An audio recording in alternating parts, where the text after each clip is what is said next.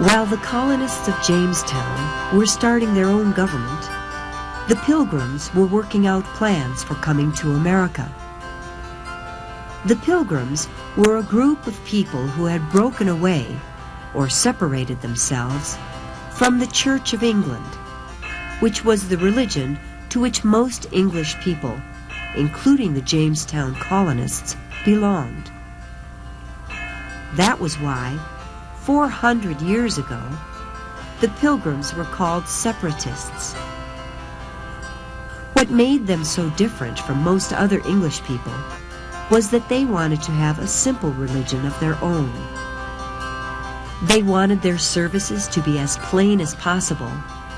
They didn't want stained glass windows or religious statues in their churches. And they wanted everyone to follow strict rules. When the Pilgrims still lived in England, they began to have services in private homes such as the one seen here. But then their new ruler, King James I, forbid all private religious services.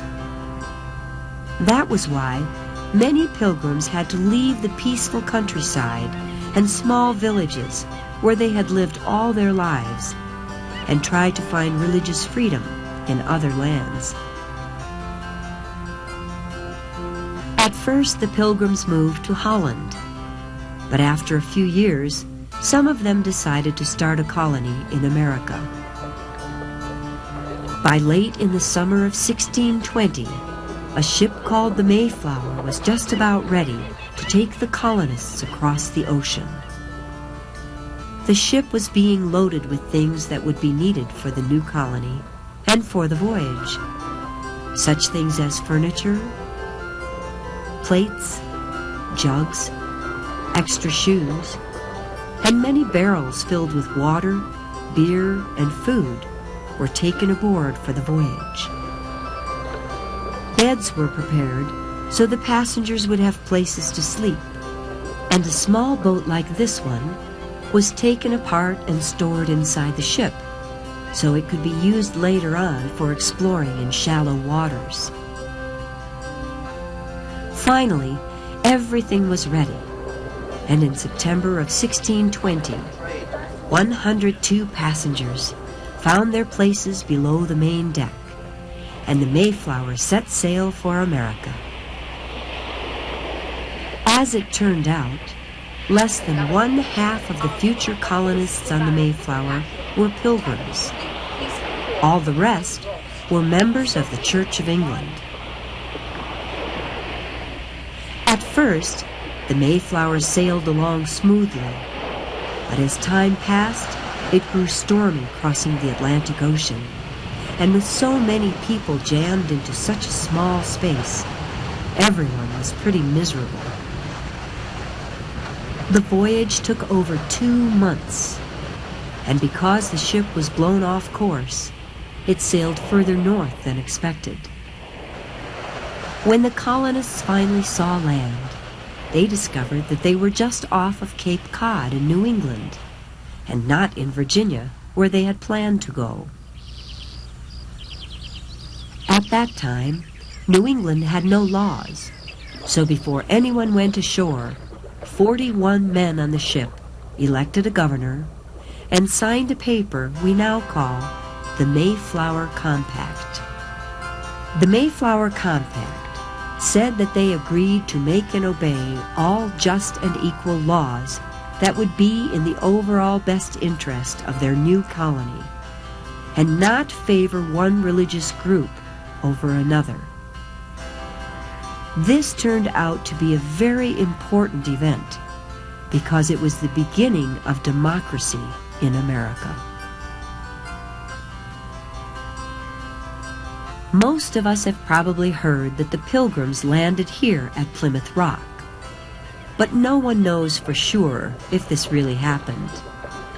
We do know that while they were anchored in Cape Cod Bay, the colonists put together the boat that had been stored on the Mayflower, and they started to search for a place to settle. After a while, they decided to build their new colony on a wooded hillside, in a place that Captain John Smith had named Plymouth when he explored New England a few years earlier.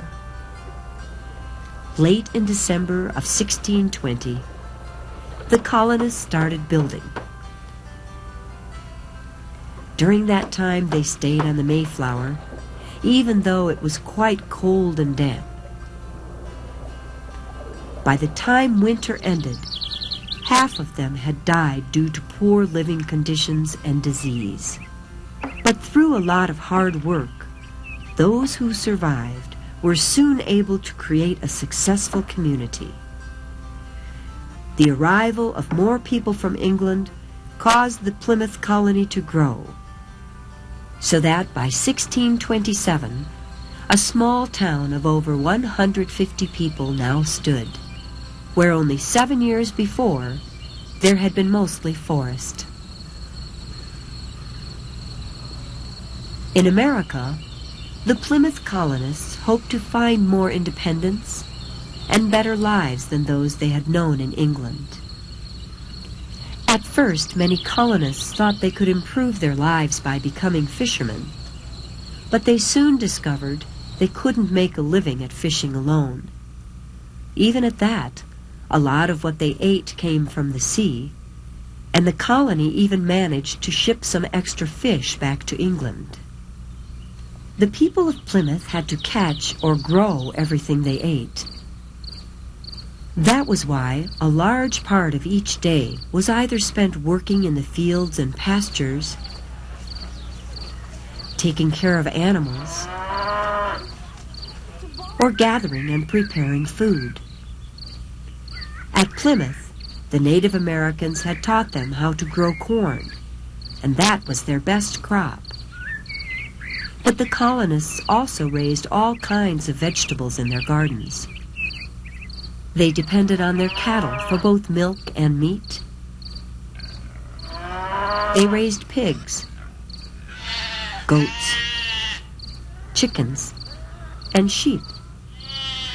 And in the nearby forests, they gathered berries, trapped for furs, and hunted for wild game.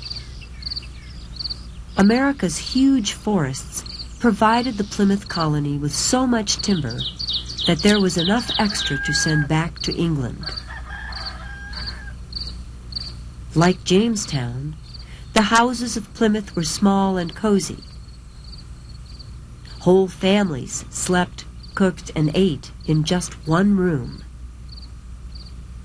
And also like Jamestown, Plymouth was protected by tall walls of sharpened logs and was guarded by a fort as well. In the top part of the fort, cannons stood ready to defend the colony from attack, while downstairs was a room where the colony's meetings and religious services were held. On Sundays, no one was allowed to work, and everybody came here to listen to sermons that could be many hours long. Except for Sundays, Plymouth was quite a busy place where the colonists did all the ordinary everyday things they needed to do to stay alive and well.